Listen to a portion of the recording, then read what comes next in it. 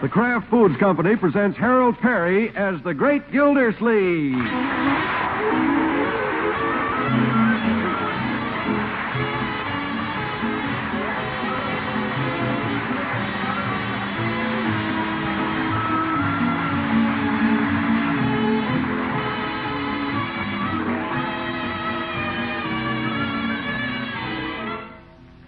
It tastes so good.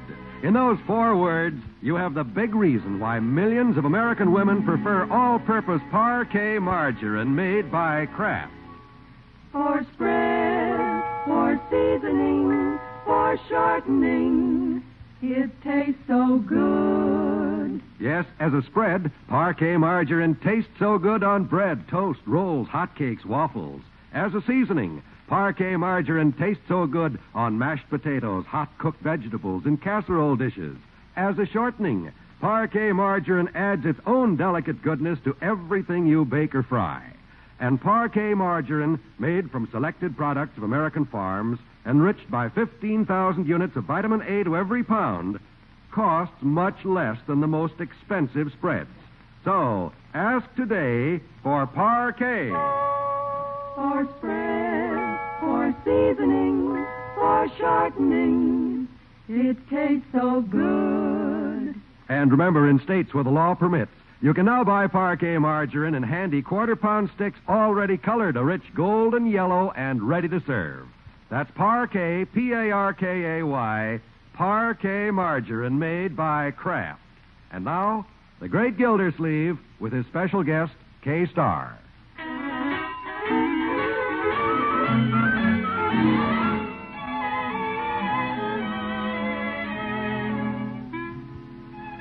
Well, it's late afternoon in Summerfield, about the time tired businessmen come home from work. The Great Gildersleeve is approaching his driveway in his 1936 sedan. From the opposite direction, his wealthy neighbor, Mr. Bullard, is aiming his new straight 8 at his own driveway directly across the street. Somebody should stop. Well, guess I will. No harm in being polite when the other car has a bigger bumper. Well, he's stopping, too. Since when has he started being polite to me? He's usually calling me names. And I don't mean water commissioner. Go ahead, Mr. Bullard. After you, Gildersleeve. Oh, no, I stopped first. Thank you, but go ahead. Thank you, but you go first. You pay more taxes than I do. Move on, will you? You're tying up traffic. But I'm just trying to be polite. You're being a nincompoop. Oh! And you don't have to try. No, Bullard. Well, if you won't move, I will. Nincompoop. Oh, someday I'll cut off his water.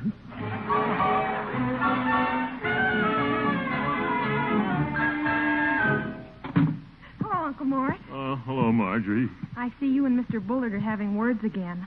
How long are you going to let him bully you? Well, my dear, I don't like to cause trouble. Bullard and I may not be the best of friends, but Leroy has to have somebody to play with. And he gets along so well with little Craig. Leroy! What's the matter? He hit me in the nose and ran, the dirty guy. Who hit you? Craig, the dirty guy, hit me in the nose. Craig Bullard? Oh, how could little Craig hit a big boy like you? He can't even reach up to your nose. He hit me with his yo-yo.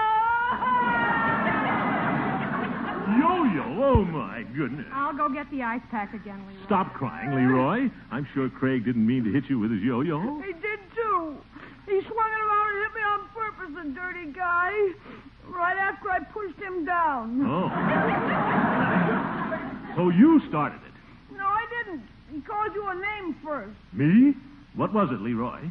Well, some name his father called you. Which one? I mean...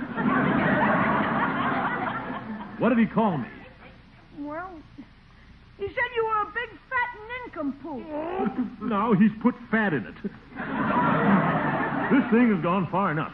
I'm going right over to Bullard's and have it out with him. Oh, boy, can I go along and watch you sock him in the nose? No, Leroy, you stay right here. Yes, sir. I can be pushed just too far. Imagine that Bullard calling me a big nincompoop. He's pretty big himself. Say, he is pretty big. Well, perhaps I shouldn't be too hasty. Forgive and forget.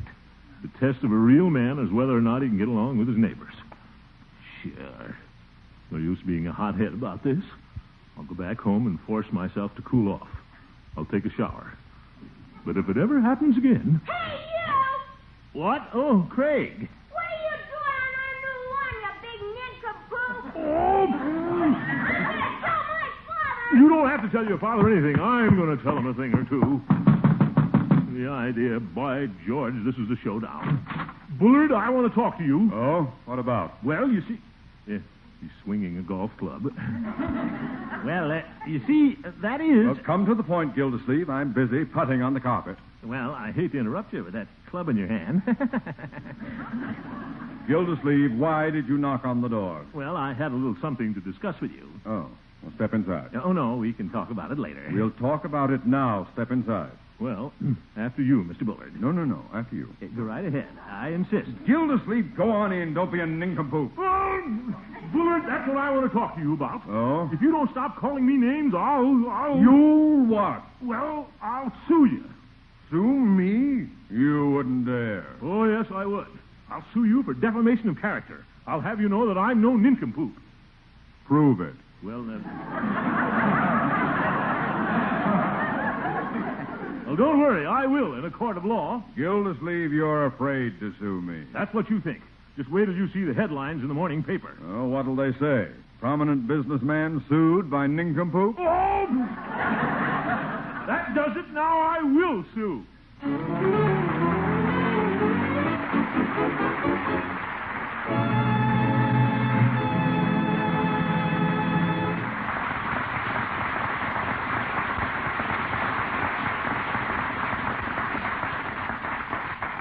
Ladies and gentlemen, throughout the season, we've had a lot of requests for the great Gildersleeve to sing more. I don't want to. I'm mad, that Bullard, calling me a nincompoop. Well, while you're figuring out a way to send Mr. Bullard up the river, how about singing Cruising Down the River? Well, all right.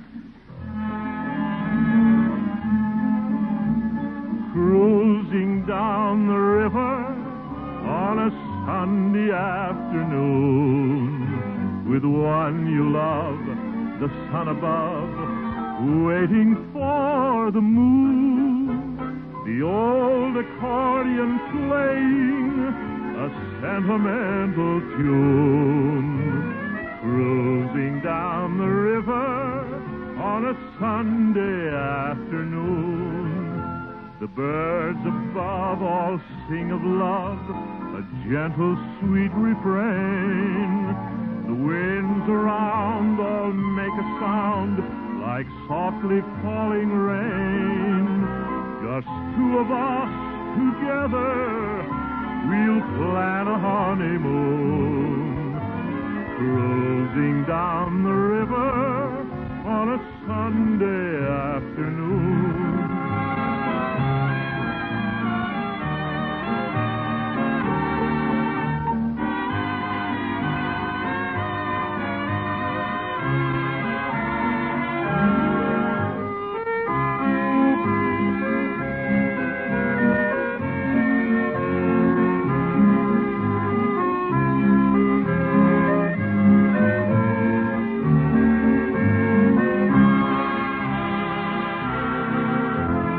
Birds above all sing of love, a gentle, sweet refrain.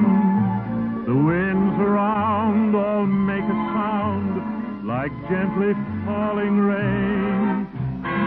Two of us together, we'll plan a honeymoon. Cruising down the river on a Sunday afternoon.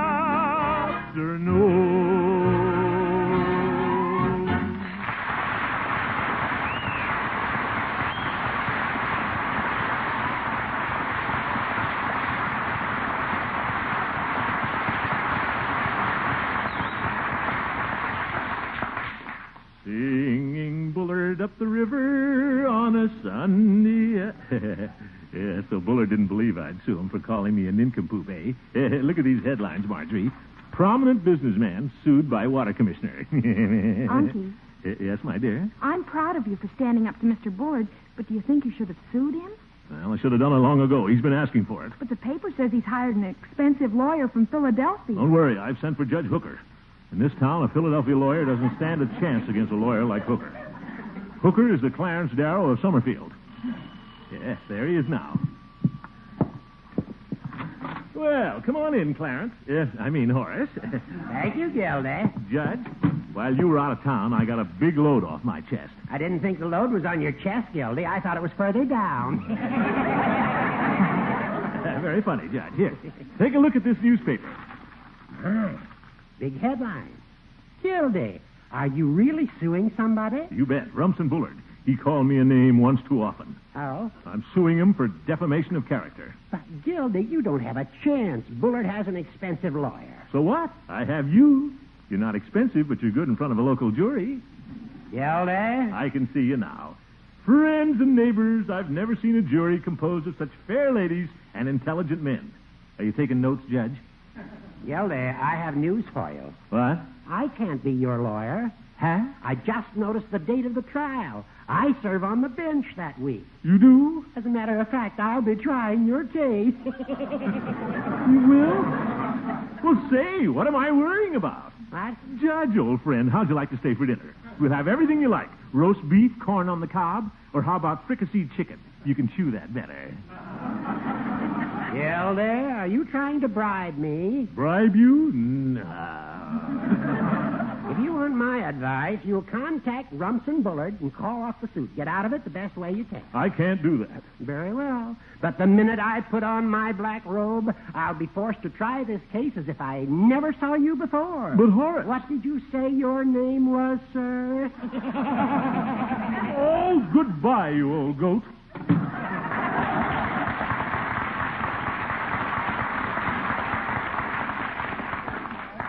Well, I guess the judge is right. I'd better phone Bullard and call the whole thing off. Without the judge, I'd never beat Bullard and his big Philadelphia lawyer. Probably wouldn't beat him anyway. Hooker isn't so hot. Yes? Mr. Bullard? Yes? This is your neighbor, Mr. Gildersleeve, the man who was going to sue you. What's this? I've just decided to call off the suit. I forgive you. Gildersleeve, I dare you to forgive me. What? This is the best thing you ever did for me. It's wonderful publicity. And you should see the big bets I have with my club members. Big bet? Yes, I'm betting that in court I'll beat your socks off. But, Mr. Bullard, perhaps you don't understand. I don't want to sue you anymore. Gildersleeve, if you drop your suit, I'll sue you. Huh? For every penny you've got. I guess I'm going to sue. Mr. Gildersleeve, Mr. Wall's here. Mr. Wald? Yes, I thought you'd be interested in seeing how we're putting up parquet margarine now, Mr. Gildersleeve. Oh, well, I'm always interested in parquet. I'm pretty crafty about that. Well, in many states, parquet is available in these handy yellow quarter-pound sticks. Oh, yeah. And I can't wait to try it on the rolls I got in the oven, because parquet tastes so good. Of course, Mr. Gildersleeve, you can still get the white parquet at the old economy price. Well, the economy of price appeals to me. Bullard just threatened to sue me for every penny I've got. Well, when pennies count, there's one nice thing about parquet. Oh? It costs only about half as much as the most expensive spread. That's right, Mr. Gildersleeve.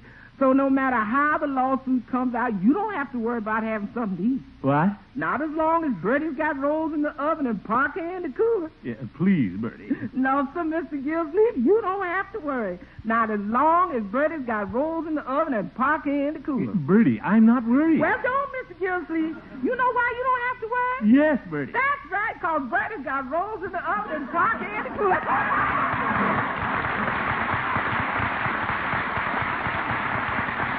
Oh, my goodness. That's P-A-R-K-A-Y, parquet margarine made by Kraft. Say, Bertie and John Wald are pretty good. I wonder if they could plead my case. Now.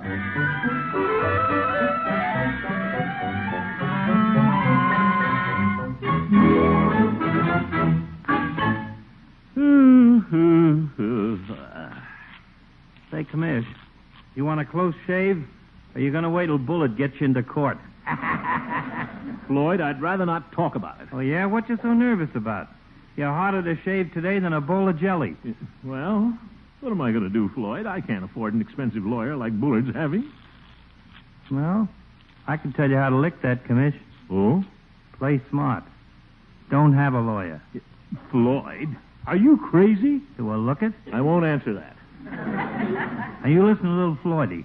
The way to beat an expensive lawyer is to humble yourself. Plead your own case. Yeah, you're crazy. Oh, yeah? Well, you think it over, Commish. The jury's a sucker for the underdog. Well, that's me. Sure, I'll bet if you hobbled out in front of that jury with your arm in a sling... What? Painted some bruises on your legs, ripped your clothes... Floyd, he only called me a name. Oh, yeah? What did Bullard call you, Commish? Well, he called me a nincompoop. Oh. You're not, are you? Of course not. Well, then you got the case in the bag, Commish. All you got to do is get some character witnesses to prove it. Well... And you got plenty of friends in town who go to bat for you. Well, that's true. So why do you need a lawyer? By George Floyd, I don't. I'll plead my own case. Atta boy, Commish. And, Floyd, I'll call on you to be my star character witness. Me? Oh, you better not count on me, Commish. Why not? Well, when it comes to testifying against a heavy tipper like Mr. Bullard, I ain't got much character. Yep. Oh, my goodness. Well, I've got friends who'll testify.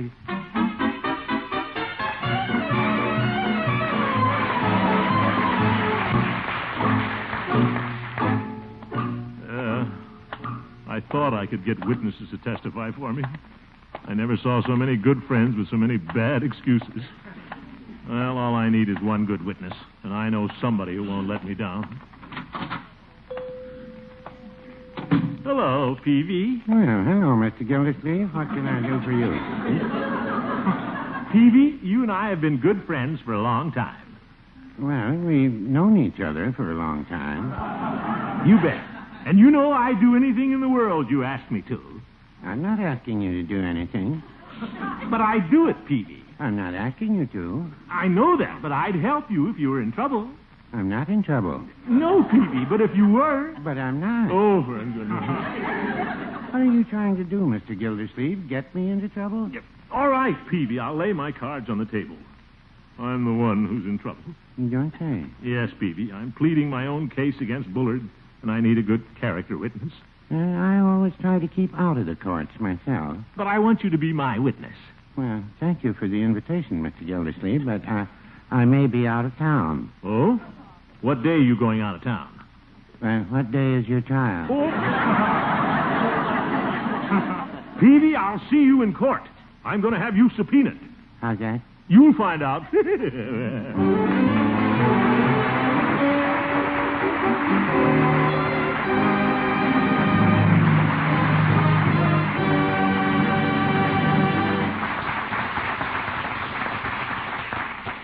Well, the trial comes up tomorrow.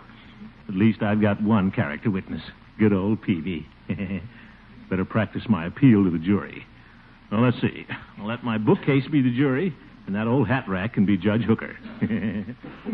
Your Honor, ladies and gentlemen of the jury, in rebuttal I wish to state... What are you doing, Unc? Leroy, I'm polishing my rebuttal. What?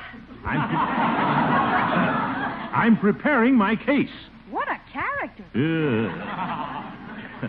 Your Honor, and ladies and gentlemen of the jury, in my rebuttal, I promise you that I won't be wordy. You call me Miss Gildersleeve? No, Birdie. I thought you said Birdie. I said wordy. Oh. I'll never get ready for that trial.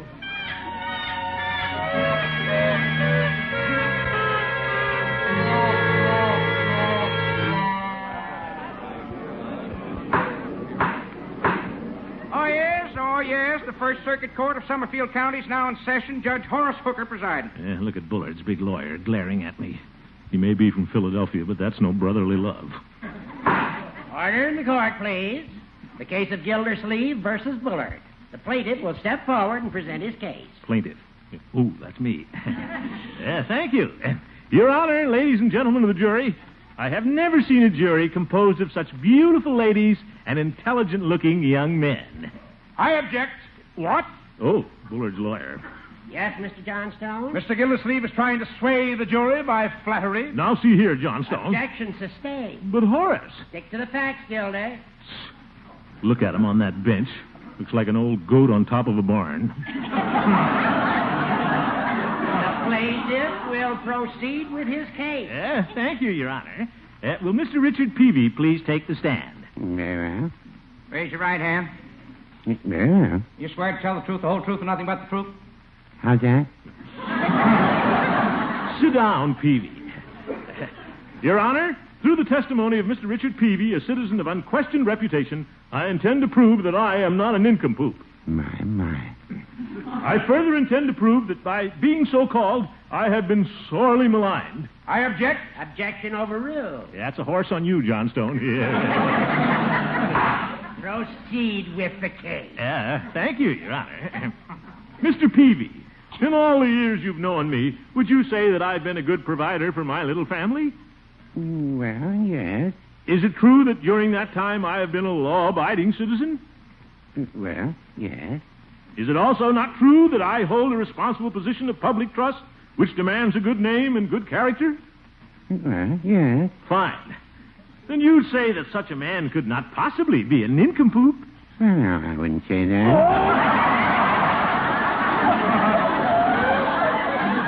Step down, Peavy. Order in the court. Order in the court. The plaintiff will call his next witness. Your Honor, I don't have any more witnesses. Peavy's the only one I had. Well. Your Honor. Yes, Mr. Johnstone? As counsel for the defense, I ask that these absurd proceedings stop and the verdict be awarded my client, Mr. Bullard. Now, just a minute, Johnstone. I may be down, but I'm not out. Quiet, Gildy. Mr. Johnstone, please state the reason for your request. Well, Your Honor, our worthy opponent, Mr. Gildersleeve, the Commissioner of Streets and Sewers... I'm the Water Commissioner. Oh, I beg your pardon. Yes. In presenting his case, Mr. Gildersleeve has overlooked one important detail. I have? Mr. Gildersleeve, my client, challenges you to prove that he ever called you a nincompoop. What? And, ladies and gentlemen, if Mr. Gildersleeve can't prove it, he has no case. Why, Bullard, you know you called me a nincompoop when you and I were standing on your porch. Please, my client cannot testify against himself. What a sneaky way to get out of this. Try again, Mr. Gildersleeve. Why, the whole town knows I'm a nincompoop. I mean, my nephew Leroy said that Craig Bullard said that his father said... Your Honor, I submit that this is pure hearsay and as such is not acceptable as valid testimony. The court is obliged to so rule. But, therefore, I ask the court to instruct the jury to bring in a verdict of not guilty. Ooh, what a slicker.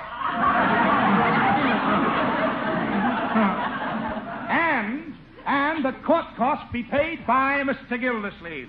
Does the plaintiff have anything to say? In other circumstances, the bench so instructs the jury.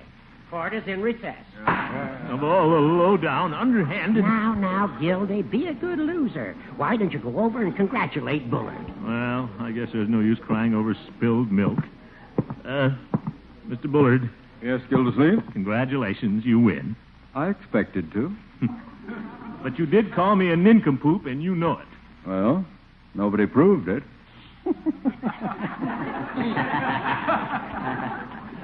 Oh, come on outside and have a cigar on me. Well... We'll slip out this door here. Go ahead, Gildersleeve. Oh, no. You go ahead. You go first, Gildersleeve. No. After you. For heaven's sake, man, move on. I'm just trying to be polite. Gildersleeve, you're being a nincompoop. Hey, Judge! Did you hear that? He called me a nincompoop. Bring the jury back. I win.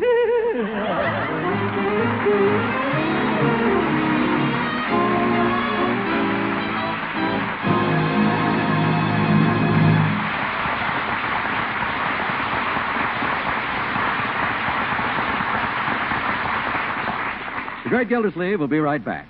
Don't forget, you can now get yellow parquet margarine in all states where laws permit.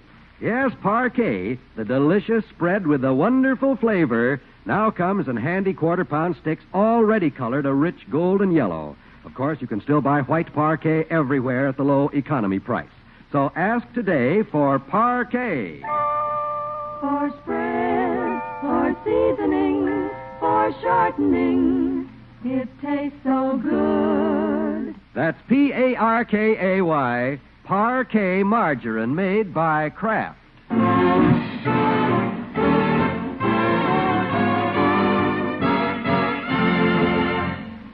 And so the court decrees that the defendant, Mr. Bullard, pay in full for Mr. Gildersleeve's damaged character. $15. Here's your $15, Gildersleeve. It was worth it. Well, thank you, Mr. Bullard. And now I want to return it to you. Why? Because I want to call you a nincompoop. You nincompoop! Gildersleeve? And here's $5 more. You're also a... Oop. Good night, folks.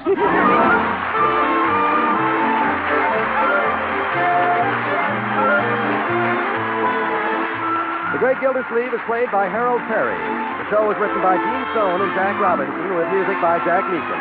Be sure to listen in next Wednesday and every Wednesday for the further adventures of the Great Gildersleeve.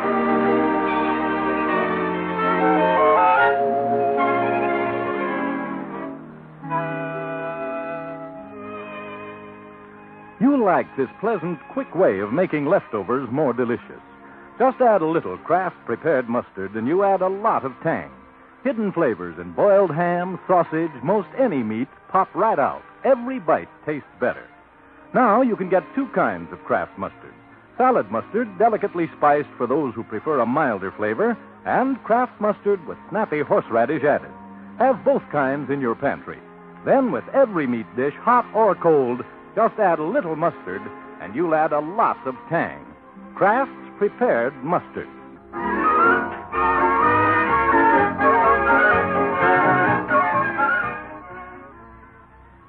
This is NBC, the national broadcasting company.